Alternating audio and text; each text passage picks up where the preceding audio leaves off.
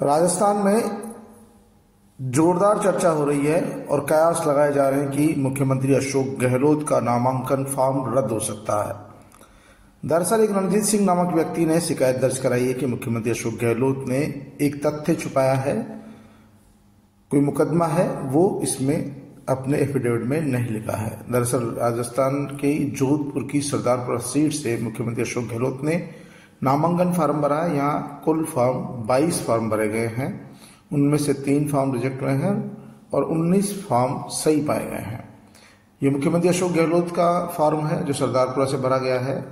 ये निर्वाचन विभाग के द्वारा वेबसाइट पर अपलोड किया गया है। चारों फॉर्म उनके सही पाए गए हैं और निर्वाचन विभाग ने चारों फार्मों को जांच पड़ताल करने के बाद अपलोड किया है। चारों फार्म सही है, जो फार्म गलत थे उनको रद्द कर दिया गया। अब रणजीत सिंह की शिकायत पर निर्वाचन विभाग चर्चा कर रहा है, विचार विमर्श कर रहा है। दरअसल कोई आपराधिक मामला बताया जा रहा है जो मुख्यमंत्री अशोक गहलोत के खिलाफ दर्ज हुआ था। मुख्यमंत्री अशोक गहलोत ने जो फॉर्म भरा है उसमें अधिकांश तथ्य लिखे हैं और जो एफिडेविट दिया है उस एफिडेविट में भी तमाम बातों का उल्लेख किया है, लेकिन बताया जा रहा है जैसा कि रणजीत सिंह ने कहा कि उनके खिलाफ एक मुकदमा दर्ज हुआ था, उस मुकदमे की जानकारी उसमें नहीं है। नेताओं के खिलाफ इस तरह के कई मुकदमे डाक के जरिए और न्यायालय के मार्फत दर्ज होते रहते हैं। ऐसी स्थिति में जब तक उस मुकदमे में कोई किसी तरह की सजा नहीं हो, आपराधिक मुकदमा नहीं हो, तब तक उसको उल्लेखित नहीं किया जाता, ऐसा अधिवक्ताओं का कहना है। लेकिन एक बार की तो ये चर्चा का विषय है और इसको लेकर सोशल मीडिया पर जबरदस्त बहस चल रही है कि क्या मुख्यमंत्री अशोक गहलोत का पर्चा खारिज होगा। यदि मुख्यमंत्री अशोक गहलोत का पर्चा खारिज होगा तो आगे क्या होगा, यहां तक की चर्चा हो रही है। लेकिन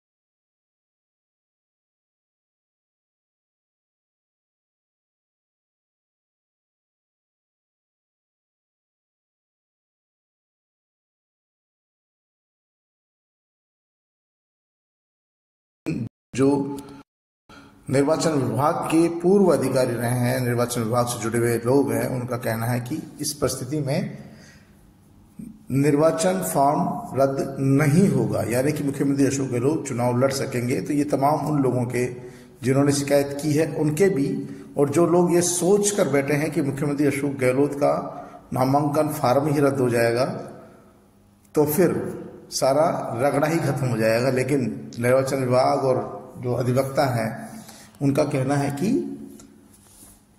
उनका नामांकन फॉर्म रद्द नहीं हो सकता।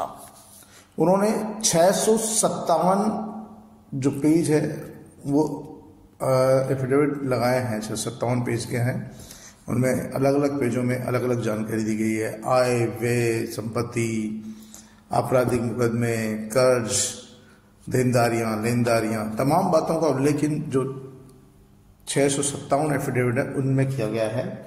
सबसे खास बात है कि मुख्यमंत्री ने जो अपनी संपत्ति बताई है उसका उल्लेख भी इस एफिडेविट में है। और मुख्यमंत्री अशोक गहलोत ने 20,000 की नकदी और खुद के पास कोई गाड़ी होना नहीं बताया है। वर्तमान संपत्ति की जो कीमत बताई जा रही है, बाजार कीमत, वो 10 करोड़ 27 लाख रुपए आंकी जा रही है, जबकि 2003 में 2 करोड़ 3 लाख रुपए के लगभग थी, यानी कि 10 साल में 500% के लगभग ये संपत्ति बढ़ गई है। आय का स्रोत उनका पेंशन ही है और इसमें उन्होंने अपने ये एफिडेविट आप देख सकते हैं, तस्वीर में एफिडेविट लगा हुआ है और इस तरह की तमाम एफिडेविट उन्होंने अपने नामांकन फॉर्म के साथ लगाए हैं। कितनी संपत्ति है, कौन सी गाड़ी है, कौन सी गाड़ी नहीं है, कितना चांदी सोना है, कितने जेवरात है, तमाम बातों का उल्लेख इन एफिडेविट्स में है। कितने मुकदमे राजनीतिक उनके खिलाफ चल रहे हैं, किन मामलों में फाइन लग चुकी है, कौन से मामले लंबित है, तमाम बातों का उल्लेख है। और लेकिन रणजीत सिंह का दावा है कि 2015 में एक मुकदमा उनके खिलाफ दर्ज हुआ था, उसका उल्लेख इसमें नहीं किया गया है और इस आधार पर उनका नामांकन रद्द किया जाए। जिला कलेक्टर को, जो मुख्य निर्वाचन अधिकारी होता है जिले का, उसको उन्होंने शिकायत की है। इसके बाद उन्होंने निर्वाचन अधिकारियों से इस विषय में बातचीत की है और माना जा रहा है कि कल इस पर निर्वाचन विभाग निर्णय कर सकता है। लेकिन जो पुराने निर्वाचन अधिकारी रह चुके हैं, जो सुप्रीम कोर्ट के अधिवक्ता है, उन तमाम लोगों से चर्चा होने के बाद ये कहा जा रहा है कि ये इस विषय में निर्वाचन जो फार्म है वो रद्द होने की संभावनाएं बहुत कम है। तो कहीं न कहीं जो चर्चाएं चल रही है उन पर विराम लग सकता है।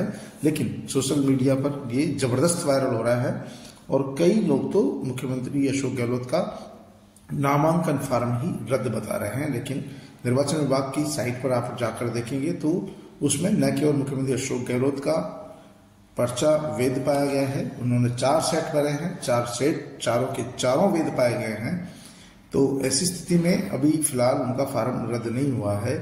अब शिकायत के बाद निर्वाचन विभाग अपने उच्च अधिकारियों से पूछताछ करेगा, जानकारी जुटाएगा और उसमें क्या होता है ये निर्णय निर्वाचन विभाग बाद में करेगा। फिलहाल जो जानकारी निर्वाचन विभाग की वेबसाइट पर है उसके अनुसार मुख्यमंत्री अशोक गहलोत का फार्म बिल्कुल सही पाया गया है और उन्होंने सभी तथ्य, ये आप तमाम अपनी स्क्रीन पर देख सकते हैं, सभी एफिडेविट में उन्होंने सब चीज़ का उल्लेख किया हुआ है। और जहां पर मुख्यमंत्री अशोक गहलोत का मुकाबला भाजपा के महेंद्र प्रताप सिंह से होगा, उनका फार्म भी सही पाया गया। उन्होंने 2 सेट फार्म लगाए थे, मुख्यमंत्री अशोक गहलोत ने 4 सेट लगाए थे। इस तरह से वहां पर 19 फार्म जो है सही पाए गए हैं। कुल 22 फार्म भरे गए थे, 3 फार्म रिजेक्ट हुए हैं, ऐसा निर्वाचन विभाग की वेबसाइट पर बताया जा रहा है। लेकिन एक बार की पूरे लोगों में इस बात की चर्चा जरूर चल पड़ी है कि क्या रणजीत सिंह की शिकायत पर मुख्यमंत्री अशोक गहलोत का नामांकन रद्द होगा। और विरोधियों को तो खासतौर पे उनके इस बात को लेकर बड़ी खुशी हो रही है कि खास मुख्यमंत्री अशोक गहलोत का पर्चा रद्द हो जाए। लेकिन निर्वाचन विभाग इस पर क्या निर्णय करता है ये आने वाला वक्त बताएगा। फिलहाल तो जो निर्वाचन अधिकारी है उन्होंने उनका पर्चा रद्द नहीं माना है और मुख्यमंत्री अशोक गहलोत चुनाव लड़ेंगे, उनका पर्चा सही है, उन्होंने जो एफिडेविट दिया है वो भी सही है और जो ऑब्जेक्शन लगाया गया है उस पर निर्वाचन विभाग अपने स्तर पर जांच पड़ताल करेगा, उसके बाद ही कोई निर्णय करेगा। यानी कि सरदारपुरा सीट पर मुख्यमंत्री अशोक गहलोत और भारतीय जनता पार्टी के उम्मीदवार प्रोफेसर महेंद्र सिंह के बीच ही मुकाबला होना है। महेंद्र सिंह के भी दोनों फार्म सही पाए गए हैं और मुख्यमंत्री अशोक गहलोत के भी 4 सेट दिए गए, चारों के चारों सही पाए गए हैं। तो मुकाबला इन दोनों के बीच ही होगा। हालांकि और भी लोग चुनाव मैदान में हैं, 19 लोग और हैं, इनमें से कुछ लोग कल नाम वापस ले लेंगे। नाम वापस लेने के बाद ही सरदारपुरा की सही तस्वीर सामने आएगी। फिलहाल तो जो नॉमिनेशन के फॉर्म निर्वाचन विभाग के अनुसार सही पाए गए हैं उनकी संख्या 19 है। उनमें मुख्यमंत्री अशोक गहलोत और भाजपा के प्रोफेसर महेंद्र प्रताप सिंह भी